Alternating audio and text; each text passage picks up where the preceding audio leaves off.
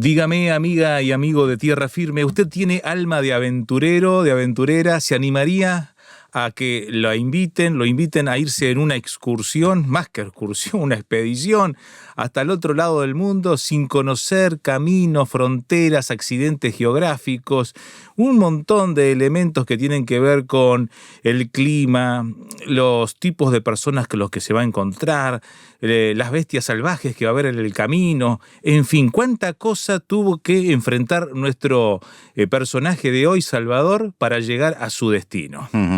Bueno, vamos a hablar de Marco Polo. ¿Vos leíste Alicia en el País de las Maravillas? Sí, claro. ¿Sí? Bueno, Marco Polo es la ruta de las maravillas, porque realmente te cuento una historia personal. Me cayó en mis manos un libro de Marco Polo cuando tenía 10, 11 años. Entonces lo empiezo a leer y era, por supuesto, una adaptación al lenguaje de un chico. Y de repente Marco Polo dice que vio unas piedras que ardían. Ajá. Y yo dije, no, este es un cuento de esos. Y como no me gustaba en ese momento la ciencia ficción, ¿no? Claro. Lo cerré dejaste. y lo descarté. Años después, vuelvo a retomar no el mismo libro, sino otro, sobre Marco Polo. Y lo que él había visto era el carbón de piedra. Desconocido para el mundo occidental. Para el mundo occidental. Entonces yo dije, bueno, esto es mucho más serio de lo que uno pensaba en aquel momento. No es ciencia ficción. Es un hombre que descubre cosas que para nosotros son conocidas, uh-huh, y para él eran absolutamente desconocidos. Y para sus contemporáneos tenía que ponerlo en un lenguaje que se pudiera entender. Sí, uh-huh, sí. Además, a veces hay cosas que ni él las entendía, uh-huh, ¿no? Porque tiene que explicar cosas que no... Que son nuevas, claro. Que son absolutamente nuevas. Ahora, él nació en Venecia, uh-huh, y el que nace en Venecia tiene una tendencia a ser navegante. Claro. ¿No? Porque la ciudad de Venecia está sobre el mar, ¿no? Entonces, hace 700 años él moría, pero tenemos que pensar que había nacido en el año 1254 y falleció en el 2024, en el 1424. Estamos hablando de un hombre de la Edad Media. Sí, de la Edad Media. Por eso es más interesante todavía. Y Marco Polo es el autor de un solo texto, que él lo llamó Il Milione, el millón, uh-huh, un manuscrito que narra su viaje por la ruta de la seda. Uh-huh. Es decir, hay que entender algo que a nosotros nos cuesta entender porque somos una sociedad con una movilidad muy grande. En aquel momento no había esa movilidad. Realmente el turismo, lo que nosotros llamamos turismo, nace con los griegos. Uh-huh. Los griegos, cuando el Imperio Romano empieza a expandirse, globaliza, uh-huh, ahí entonces pierden el miedo a viajar, porque antes vos viajabas de una ciudad a otra y había leyes diferentes, te mataban, no pasaba nada, ¿no? Entonces ahí había como una red de contención, claro, que le daba el imperio. La Vía Apia. Claro, recordá una cosa de la Biblia, que unos griegos fueron a ver a Jesús, uh-huh, y a preguntarle. Y la pregunta que hace, quisiéramos verlo, claro, ¿no? Es pregunta típica del turista. Queremos ver a Jesús. Queremos verlo. Era, ¿no?, la atracción del momento. Sí. El turista tiene eso. Ahora, en tiempo de Marco Polo eso no existía con la libertad que puede existir ahora. Y a él se le antojó ir, no por voluntad propia, pero ir hacia China. Uh-huh. Y ahí ya tenemos dos mundos totalmente diferentes, porque es el mundo occidental y el mundo oriental. Y aún a nosotros nos cuesta entender hoy la cultura tan globalizada oriental, como está nosotros. A pesar de la globalización, en ese momento no estaba globalizada. Ahora, ¿por qué él va allí? Porque su tío y su padre eran aventureros también y habían ido a ese lugar. Uh-huh. Y él comienza la aventura a los 17 años. Ahora, se cree que él fue y conoció a su padre y a su tío en ese viaje. que estaban localizados en esta... Claro, porque se ve que nació y se fueron. Ellos se fueron y él quedó allí y escribe el primer relato fiable de lo que es Oriente y hace la primer gran contribución de diálogo entre Europa y Asia, porque rompe esa barrera. Lo que hace Marco Polo es establecer una ruta que luego es seguida por otros mercaderes, supongo, ¿no? Sí. Abrió un camino y al escribirlo, que lo escribe por casualidad, ¿no? Porque no iba a escribir nada de eso. Y además hay algo en la personalidad de él que le interesa el paisaje, por ejemplo, que le interesa la belleza del arte, que le interesa la cultura. Y eso fue muy, pero muy importante porque hay turistas que son curiosos. Van, preguntan, pero muchas cosas no la ven. Claro. Porque tenés que tener un interés especial en el arte, en el paisaje, en la cultura. Por ejemplo, yo miro cualquier foto y te digo, este paisaje es de Florencia o de la Toscana. ¿Por qué? Porque fui y me interesó mucho eso, sobre todo en el arte renacentista, donde aparece siempre ese paisaje. Es inconfundible, pero mucha gente no lo ve porque no se dedican a mirar eso. Él lo que tenía era que era muy curioso y que grababa todo lo que veía y que hizo un aporte grande. Emerson decía que el miedo brota de la ignorancia. Y bueno, uno tiene que ir a ciertos lugares y tiene miedo de ir. La verdad es esa. Porque no conoce. Claro, porque no conoce. A lo mejor nosotros podríamos ir a algunos países orientales y la pasaríamos muy bien. Pero no vamos porque decimos, ¿qué es eso? ¿Cómo me voy a comunicar? ¿Qué problemas voy a tener? ¿No? Y eso forma parte del miedo.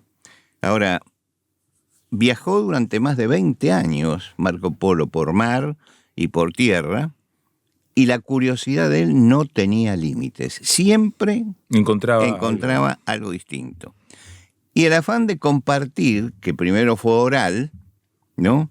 Es decir, le contaba a los amigos lo que había visto, lo llevó después a escribir y vinculó las culturas. Ahora, él hace una diferenciación muy interesante que hay que tener en cuenta siempre cuando uno lee, que él cuenta historias que se cuentan allí, las fábulas. Sí, la tradición oral, digamos. Claro, y cuentas cosas que él ha visto también. Y las vincula, ¿no? Claro. Cuando comienza, por ejemplo, dice, yo, Marco Polo, el autor de este libro, puedo saber que en esa región hubo un tiempo caballos que descendían de Bucéfalo. De Bucéfalo, que era el caballo de Alejandro, ¿no? Dice que podían subir al galope cualquier montaña y llevaban al nacer una estrella y un cuerno en la frente. Eso es lo que le decía a la gente. Mitología. Entonces, él anotaba todo eso. Pero hay otras cosas que él que él las vio, y dice que las vio realmente. Y las explica de acuerdo a cómo se veían en aquel momento. Entonces, por ejemplo, él dice que él había visto un unicornio, ¿no? Y uno dice, y no es una figura grácil. Dice, no es ágil como lo creemos. Dice, es bien pesado, bien impresionante. Había visto un rinoceronte. Entonces, la visión del rinoceronte, para él era un unicornio. Y bueno, uno tiene que ir, en el libro tiene que ir... También pensando cómo se veía en la época, claro, ¿no? Y la falta de elementos para poder discernir una cosa de la otra. Sí, hasta en Europa la llegada de una jirafa fue un hecho histórico. Me imagino. Nadie los elefantes de Aníbal amedrentaban al ejército. Quiere decir que la gente no los conocía. Ahora, Marco Polo tuvo muchas de estas cosas y conoció muchas de estas cosas. Comenzó su aventura adolescente, pero no fue el primer europeo en explorar China. Antes su padre y su tío habían estado allí. y estaban allí, ¿no? Incluso ellos se habían hecho amigos del emperador mongol y le hablaron del cristianismo y él les pidió, el emperador, que trajeran 100 cristianos para que explicaran lo que era la fe de los cristianos y todo. Lo que quiere decir que tenían una amistad bien fluida, ¿no?, entre ellos. Y cuando Marco Polo regresa a Europa de su viaje, encontró que Venecia estaba en guerra con Génova. Ajá. Había cambiado el mapa político. Entonces él, como veneciano, se enrola contra Génova. Y los genoveses lo toman prisionero. Y va a una cárcel. Y entonces allí, prisionero en la cárcel, se encuentra con otro que es de Pisa, un pisano, y él le empieza a contar la historia. De todos sus viajes. Claro. Y el pisano le dice que la escriba. Claro. Y gracias a eso, en esa cárcel, él empieza a escribir eso que contaba como novedades a los amigos. Claro. Como diríamos hoy, cuentos de la mesa del café. Exacto. ¿No es cierto? Exacto. Eso era lo que hacía Marco Polo. Y lo puso por ejemplo. Hacemos una pausa, estamos hablando de Marco Polo, este gran explorador de la antigüedad que nos maravilla hasta el día de hoy por sus descubrimientos. Estamos en Tierra Firme y ya volvemos. ¿Quién diría que fue positivo para Marco Polo estar en la cárcel de El Salvador? Sí, y además que lo pusieran en la misma celda donde estaba Rustichello de Pisa, que era un escritor de romances. Entonces, era un escritor. Ah, bien. ¿No? Coincidió todo. Claro, coincidió todo. Así que ese momento de la aventura de su vida lo encontró en la cárcel y fue donde se sintió motivado por este escritor a escribir sus memorias de sus primeros viajes. Sí, y trajo varias innovaciones. Incluso trajo los perros Chau Chau a Europa, que eran totalmente desconocidos. El Jack también era desconocido y a él le llamaba mucho la atención la suavidad del pelaje. Así que le había cortado parte del pelo y la llevaba y la mostraba en Venecia. Y creía, era muy creyente en la hechicería también. Ah, mira. Y en los espíritus malvados y todo eso. Bueno, era parte de lo que era la superstición medieval, ¿no? Eso, sí, ¿no? Sí, todo formaba parte de la época. Su libro inspiró a muchos a viajar después. Es decir, muchos leían el libro y leyendo les llegaba la misma curiosidad que tenía Marco Polo y empezaban a viajar. Como que generó el género literario de los viajes. Bueno, uno de los grandes aventureros posteriores, en 1492, fue Cristóbal Colón. Claro. Cristóbal Colón llevaba en la carabela un libro de Marco Polo. ¿Qué te parece? Es decir, él iba leyendo todo eso porque él pensaba que se iba a encontrar con el otro mundo. Entonces seguramente él se estaba inspirando en ese libro para ver qué es lo que iba a encontrar del otro lado. Y de hecho, Colón lo que estaba haciendo era buscar una ruta más rápida para evitar todo el largo viaje de Marco Polo. El viaje de Marco Polo, claro. Él transmitió, sin embargo, a Europa varias cosas. En primer lugar, hay información sobre las rutas comerciales, que no había en ese momento. Y él entonces informa acerca de la ciencia y de las costumbres y de las rutas comerciales para llegar a Asia, ¿no? Era un poco el Internet de la época, ¿no? Donde uno tenía que recurrir a Marco Polo para que le explicara cómo era el asunto.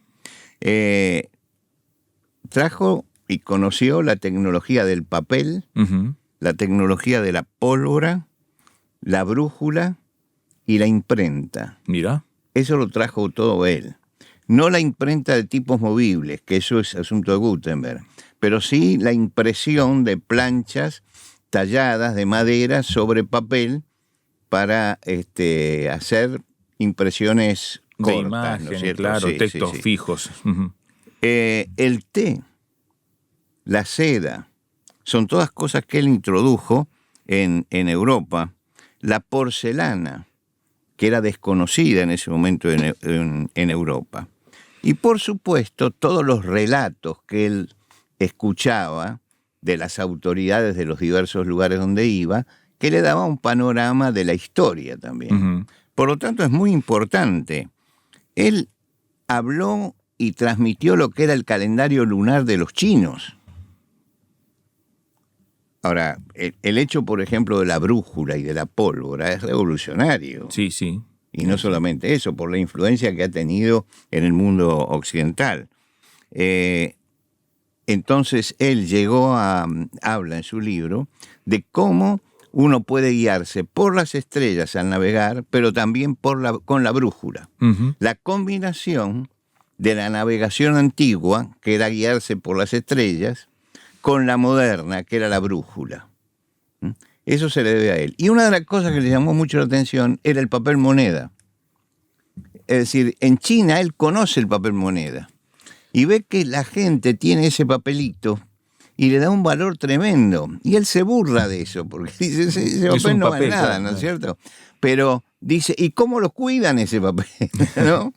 Y la idea del papel moneda llega también a Europa a través de él. La lista de cosas que trajo fue grande, incluso cosas que llegaron a influenciar y que hoy pensamos que son Mucha parte natural. parte natural. Y resulta que son elementos importados de Oriente, Sí. ¿no? Ujú.